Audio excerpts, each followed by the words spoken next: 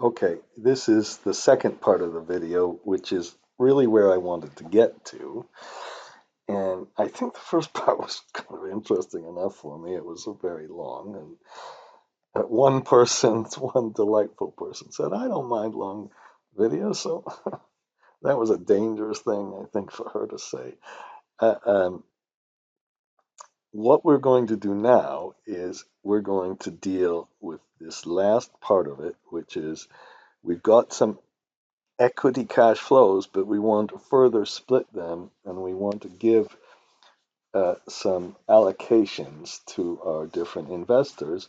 And the way we want to do this is and right now we have an unlevered, let's put our levered IRR, or geared, sorry about that, whatever. We have just above 12%. So what we can do is let's put this silly cap rate compression in 0.5%. Then the levered IRR goes to 24. It's very sensitive. Let's put it 0.3%, 0.2%. How's that? Oh, not 20%. Okay, so now we've got an 18%. Ah, perfect. Because that means the first 12% will be allocated until we hit 12%, basically, the operator will get everything. The partners are 750 partners. 750, where does that come from? And the operator will get nothing. As soon as we hit 12%, then the operator starts getting some, and when we hit 18%, it's getting a lot more, and then we can do a whole sensitivity analysis. All right, and so to do this, the first hurdle is not much. So what I did is I went to my website. And now when I went to my website, here's the first thing I have. Do you know how much program I used to do on my first portable computer? As if you give a crap. I used to have this, and I got a hard disk that was, I think, 12 megabytes. Oh my God, was that gigantic. I used to plug it in and haul this on the plane. Okay. You don't care about this. So what I did is I looked at my website. God, times have changed. I don't. This thing we don't need. I'm just working on that too. And then I go to my thing and I can't find this. It's in the tax equity and developer incentive. That really sucks. Why would it be there? And then you put performance incentives, and that's a horrible name for all this stuff. I've got to figure out a much better name, and I put the developer bonus, and then I started working through this kind of example. I think it's kind of similar. And then I said the way you have to do this is set up a tracking account. Very good. And in the tracking account, you put the opening balance, you put how much investment you have, and then you add this rate of return to that investment, and that's a nice little trick. Very good. And then what I didn't do is say, oh no, then we figure out what the investment is, what the investor for the first one gets, and then I stopped. Then it really sucks. And I'm going to have to add stuff to here and put this somewhere else so you could find it. You don't want to go to tax equity to find this. Okay, there are other things to do. So I'm going to try I'm going to try to improve this. I might be making a few screenshots on the way. So the way I start this, I think we should put up here. We have our cash flow. We have this net equity cash flow that's going to be our basis for our allocation. That's good news. And why don't we put allocation to 750 partners and operator. Okay, and then we'll put first our first tracking account for 750 partners. Okay, and then we put our opening balance. And then after we put our opening balance, let's add the investment. And then let's add the uh, let's call it, it's like the cost of capital. I don't know what to how to really label that appropriately, and that's going to be our 12%. We're going to go until we hit the 12%. Now, my friend did this, and he called it accrual. That's a good name. Okay. Um, and then we'll add the contributions, and then we'll put less distributions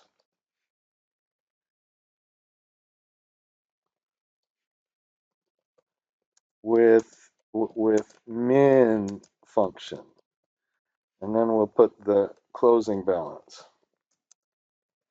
Okay, and now once we have that tracking account, the big deal is this minimum function.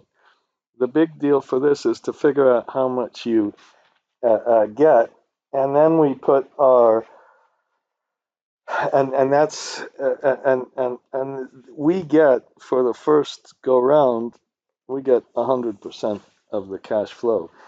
And what we can do is I like to put an IRR check on this. And this is okay. And then we'll put cash flow to first tranche. How about I'll just call it that. And this is just going to be, we're going to stop after we hit the minimum. We're going to stop after that. Okay. And why don't we put just below there the IRR check. Okay. And I was really impressed that my friend put that in here and has an IR check. He did it right in there too. That was kind of cool. I'm going to do it kind of just right outside there, because then after we get our cash flow to the first tranche where we get all the cash flow, then we're going to put the we're going to put the remaining cash flow here. How's that? We'll put a little cash flow waterfall or cash flow cascade. Remaining cash flow to second tranche. Okay, and that's the cash flow that goes to the first tranche. I mean, the total cash flow minus that, so there'll be nothing. And then we'll uh, uh, and then to get our test, this is going to be a little bit trickier. We first have to we do the same kind of thing. We put our cost of capital, add this in. We put less the distributions to first tranche. So that's what I forgot.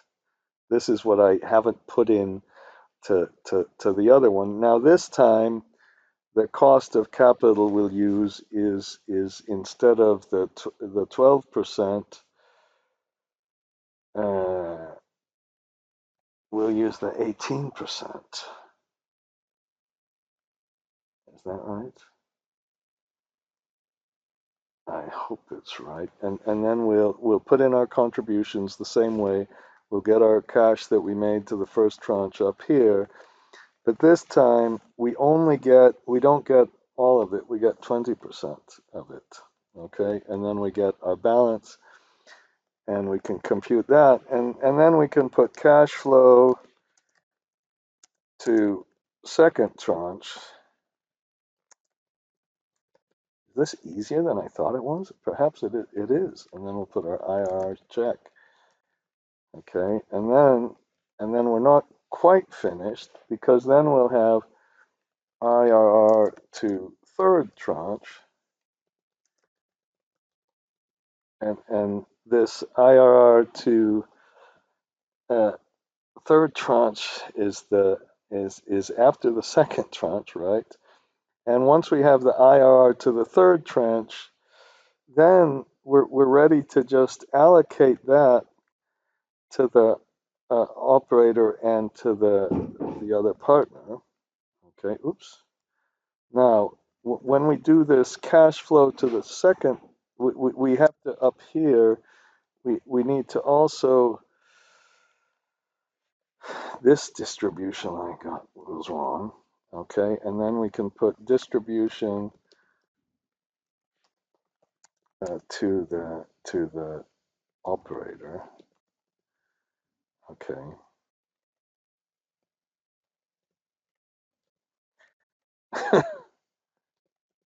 and I'm going to put in our distribution of 30%.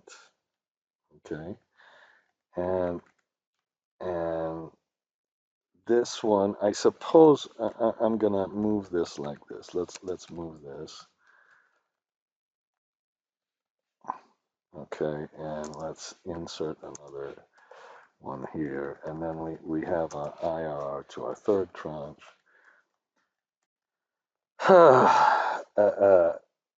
A cash flow to third tranche, and then we're just going to put cash to 750 partner and cash to operator. Okay, and ultimately, finally, we can put total cash to 750 and total cash to operator. And then we can get the IRR to 750 partner,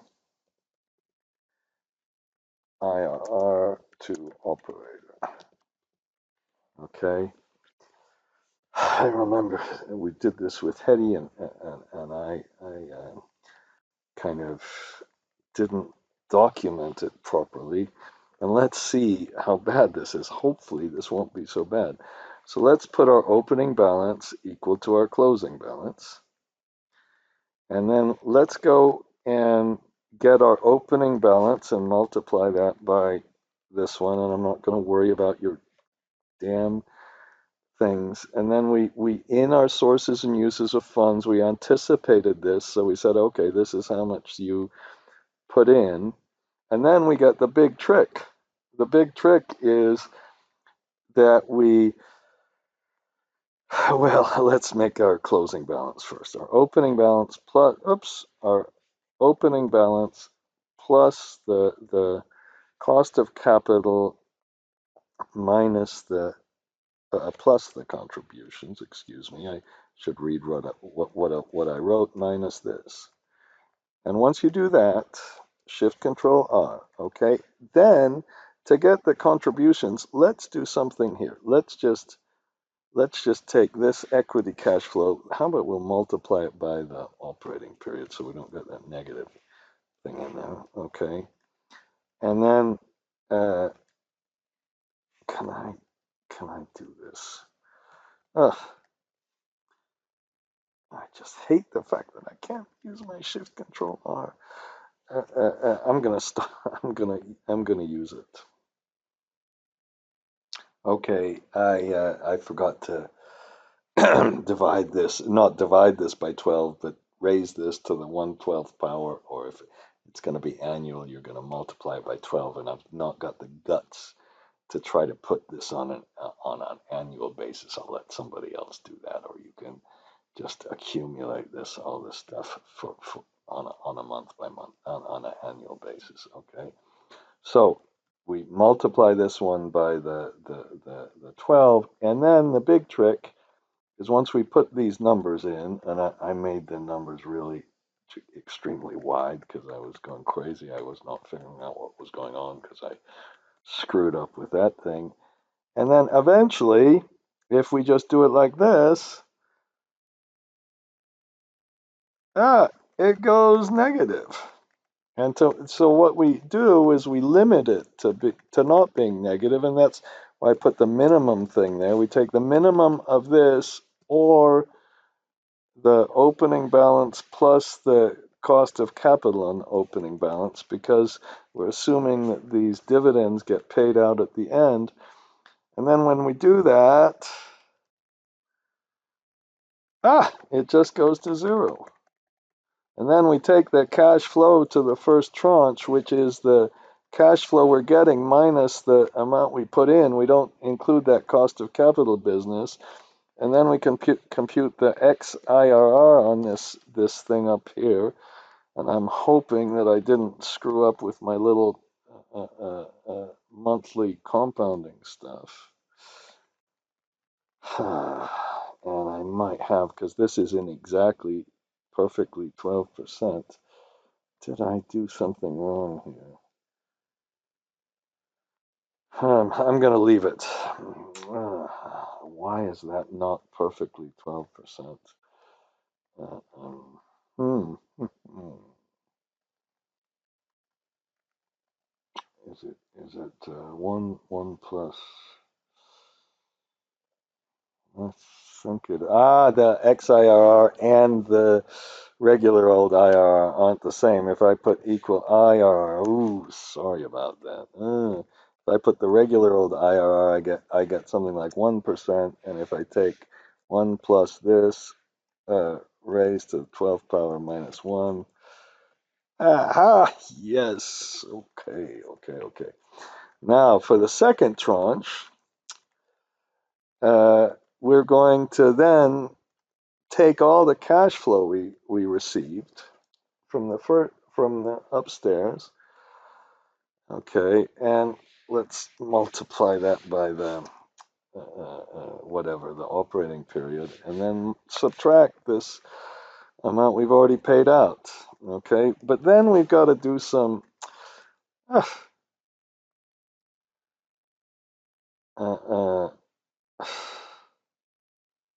Why is that negative? Just a minute. It's this times the operating period minus the amount we already paid out here. Okay, and then so we have nothing, and then eventually we get this little bit of extra cash flow because we're earning more than our 12%. Our equity IRR, you remember, was up here. We put in, we got it to be 18%. Okay, and then so we've got that first tracking account, and this should be called the second tracking account. I sound like I'm not depressed today, but my life sucks. Okay, I'm not complaining really. I shouldn't. Oh shit! Should complain about that. And my computer's getting really hot. It's about to turn off too. And then I take this amount and I multiply by the opening balance. And then we take the contributions, the same contributions we got before. And notice that we're always using the investor who gets the money first, the investor who sets the criteria. How do you want to do that? And then let's take away the amount that we paid in the first tranche. Okay. All right. And then now we're going to put a minimum function in, but we're going to put this remaining cash flow. And at first, I'm only going to take this remaining cash flow, and we only get 80% of it. Okay. And you know what I should have done? I should have put this whole business. Let's put a higher cap rate here. Let's put a higher cap rate. And then our closing balance is our opening balance. Come on. Opening balance plus this cost of capital or accrual business plus the contributions minus the amount we took first minus the amount we took second. That's what should have been in my website. Stupid shit. Stupid website didn't have it in. What good is it? Okay? Because I'm never going to watch a video. God, the last thing I would ever do in the whole world would be watch one of my own videos. What torture would that be? That would just be too much. So then we have this. We have this. How much cash flow we're actually making now. When we do this, hopefully we're going to get into the same problem. Hopefully we're going to get to be negative again. That's good news. So when we put our distributions here, just like before, we need to use the minimum function. And why in the heck, just a minute, why in the heck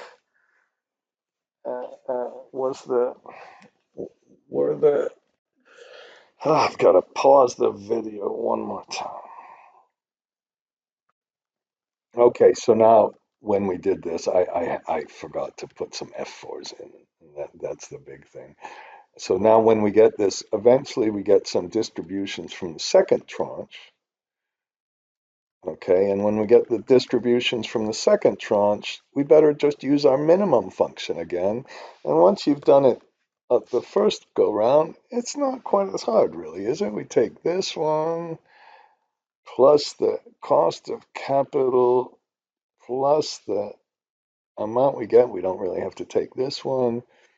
And I think we better take away any distributions we're getting from the first tranche, although that probably won't really be relevant. Okay, and then we go through this and we go towards the end over here, and then it stopped again. How exciting is that? And then now for our second tranche, for our cash flow to our second tranche, let's just take the first tranche plus the second tranche minus the amounts we put in. And let's compute, let's do it right this time. Let's put IRR instead of XIRR, now I'm gonna, okay. And then how about this? We could even put equal 1 plus this raised to the 12th power, which is 12. How about we'll put it raised to the 12 divided by this 1. So if we happen to put 12 months in there, it would be 1 divided by 1. And then we get our 18%. Oh my God, is this exciting. I thought it was harder than this, frankly. And it is harder because the first time you do it, it really sucks. So the operator, remember now the operator, distribution uh, uh, of second tranche to operator. So the operator doesn't get 30%. That's another error I made. They get, at the bottom, they get 20%. We're not ready to give them their 30% till after the, so we better put this F4 in and multiply that by the, oh, this is the tricky part. Okay, now I thought I was there, but I'm not. We need the cash flow to the second tranche here, cash flow to second tranche for 750 partners. And I spelled it wrong. Oh no, my new company.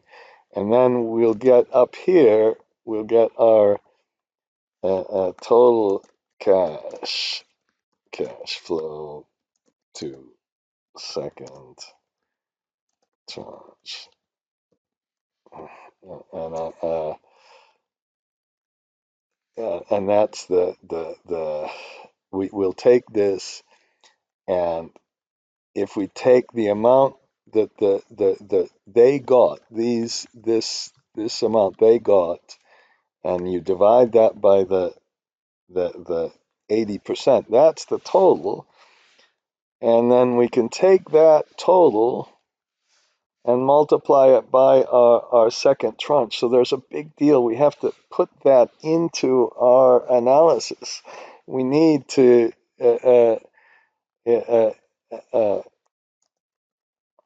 divide by percent. That's a big deal to do that. Okay, and then hopefully there's some money back there somewhere. Okay, and then now let's put our cash flow to our third tranche. And the cash flow to the third tranche is again, we'll start with the total cash flow we have, which is up here, and let's multiply that by the operating period. Okay, and maybe the best way to do that is to be a little more transparent, shouldn't we? Total cash flow again. Okay, and then we put less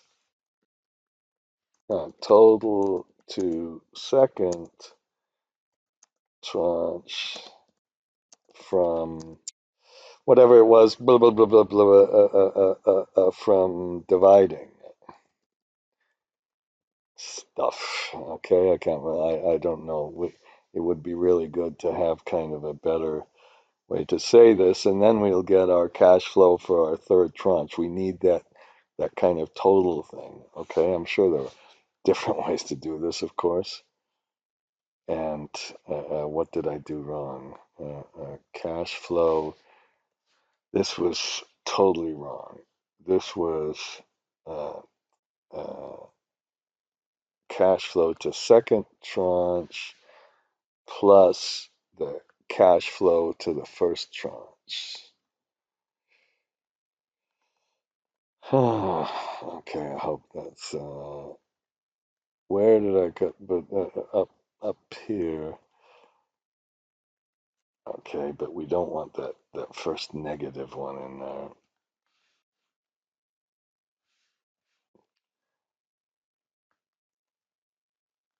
Okay. So we have nothing, hopefully nothing, nothing, nothing, nothing, nothing. Oh, nothing still, nothing still, nothing still. And we get that last little bit. That's where the operator is going to make all their money, and they're going to be long gone maybe. It depends on when we sell the asset and everything else. So then we'll take this. So for that very last cash flow, the operator, they get 70%, and the other people, they get 30%. And we'll take this one, and how about I'll press F4 a couple of times for once, and I'll press this is the cash flow to the third tranche here, right? And I'll press the F4 a couple of times, and then we can bring it down, and we didn't need this line. Okay, and we're just about finished. Okay, total for this 750 partner, they get this amount, the last amount, plus they get all the second cash flow. Okay, that's good enough for them, and then we can compute the IRR from this one. And of course, we raise it to the 1 divided by, not 1, this one, F4 divided by 12 minus 1. Oops. Okay. 1 divided by 12 minus 1. Okay. Well, before I turn it off and try to figure out what's going on, we put a minus on the developer, and we go up to the sources and uses. And they only had to put 10% in, but then they get 20 or 30%. They get 30% of this residual, plus they get 20% of this one. So that's how much they get. And their IRR is IRR of this one raised to the this divided by 12 minus 1. And we've got to pause the video. So it looks like what I did, I don't know what the hell happened with the IRR, but when I used XIRR, we got the kind of reasonable results. And I tried with the regular IRR, sometimes on a monthly basis. I got to put the 0.1 in at the end, or 0.01 or something like that. Now, let's change some things. So now if we change the cap rate, let's change the cap rate and put another ridiculous number in here. Okay, now, well, the operator is still getting less, so this wasn't a very good deal for the operator. Maybe we could put a little bit less of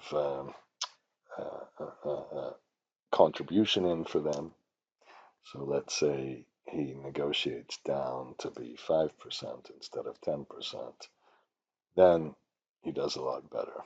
Okay, but our 750 guys, they got it better. Okay, or we could negotiate these down and put this to be 10 and 15%, and then we get a different allocation. That didn't help as much. And finally, we could put in the higher. Let's put a 5%, which is absolutely absurd. 5% increase in the lease rate, and then they're doing better.